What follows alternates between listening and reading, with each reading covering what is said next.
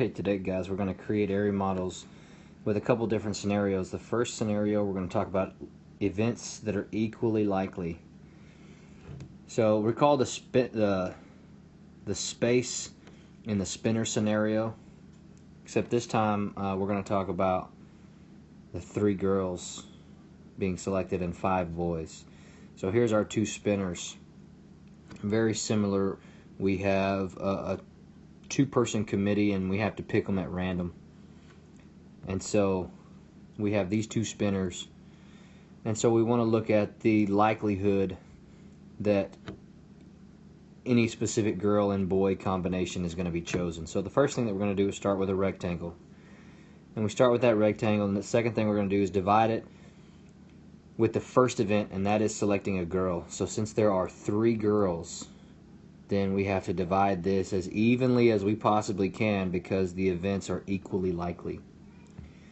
And then we need to assign that each row there represents one of the girls.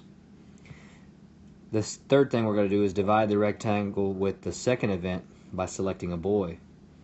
So we divide the rectangle vertically, and so you notice that each row now has 5 equal size squares, and the top row is related to Ashley, middle row is Liz, the bottom row is Ginger, and then the first column is Bobby, the second column is Justin, the third column is Max, Sam, and Cameron. So we need to look at the probability that Ginger and Bobby are selected.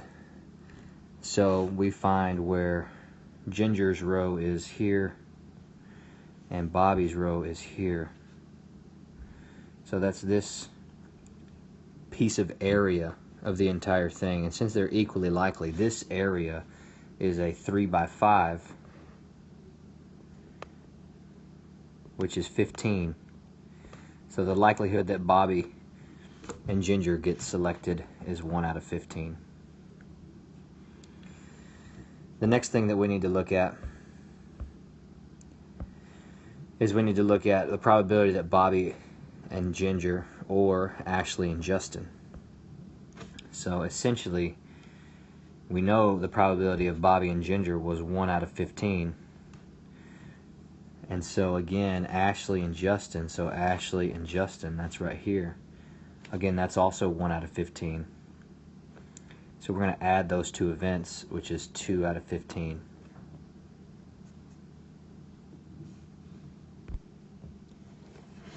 Next thing we're going to do, we're going to recall the pumpkin maze problem. And this will be something we are more likely to create area models with. So we have this exact same maze, and then we're going to try to create a area model with it. So again, we're going to start with a rectangle, and then the second thing we need to do is divide the rectangle in the amount of options for the first decision as soon as we enter that maze, and that's 3 options. That's the upper, middle, and lower paths. And so then we need to take each rectangle and divide it based on the decision that exists for that path. So this is the upper, the middle, and the lower.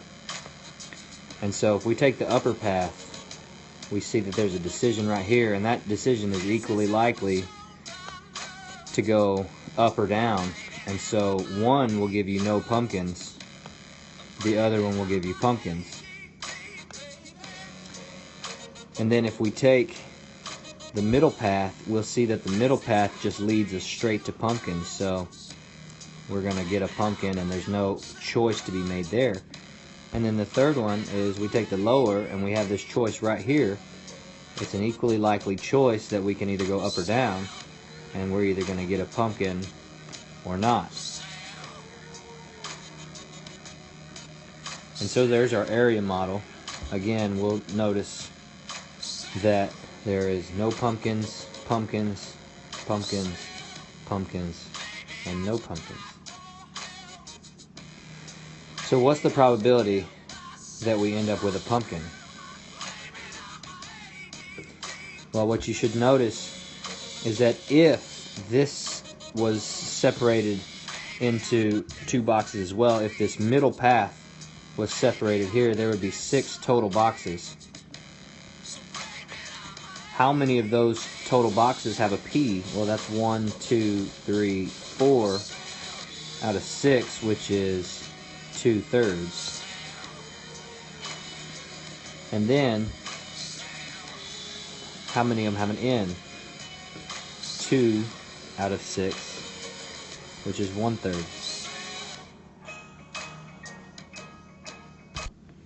So here we're going to take a look at a more difficult maze represented by this area model. You need to keep in mind that as we're walking through this maze, we can only make decisions that allow us to go forward. And then you also need to know that the best way to attack this maze is to complete each path one at a time. And so what I'm going to do is I'm going to just do this maze, and I'm going to do it in different colors so you can see each section of the maze being completed. Again, make sure you start with a rectangle, and we're going to divide this rectangle up based on the events that occur at each choice within the maze.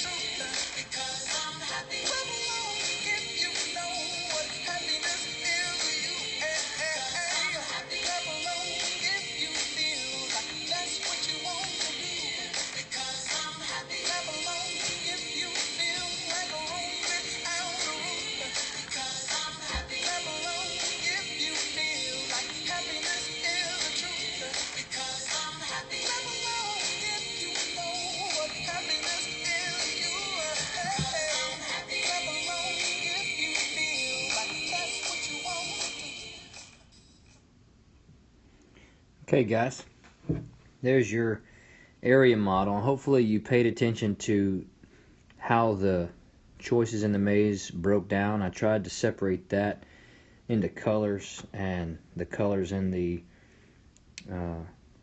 area model indicated which path I was taking. And then we have to figure out what's the probability of getting a pumpkin versus not getting a pumpkin. Well, you have to notice, or try to notice, that I did my best to make sure each of these boxes were as close to the same size as possible. And so we have to calculate how many of these boxes will fit in this entire thing. And so you should have noticed that this was the smallest box, and there should be 8 that are able to go across, but that's because this one can break into 2, this one can break into 2 of those, and this one can break into 2. So there are 8 of these little boxes that fit in one row. So if there's 8 in one row, then that means there are 32 possible boxes. And now we need to see how many of those boxes have the letter P for pumpkin and how many have the letter N for no pumpkin. So there are 1, 2, 3, 4, 5, 6, 7, 8, 9, 10, 11, 12, 13, 14, 15, 16, 17, 18, 19, 20, 21, 22. There's 23 of those little boxes that have a P. Notice every slash mark I made has to do with where the letter P is with respect to the smallest size box. And then if we look at the letter N, there are 1, 2, 3, 4, 5, 6, 7, 8, 9 out of 32. No pumpkins. So this is how you do probability with an area model. And in my opinion, it is one of the more difficult ones, but you need to be able to read what an area model looks like. You need to be able to read probability from an area model.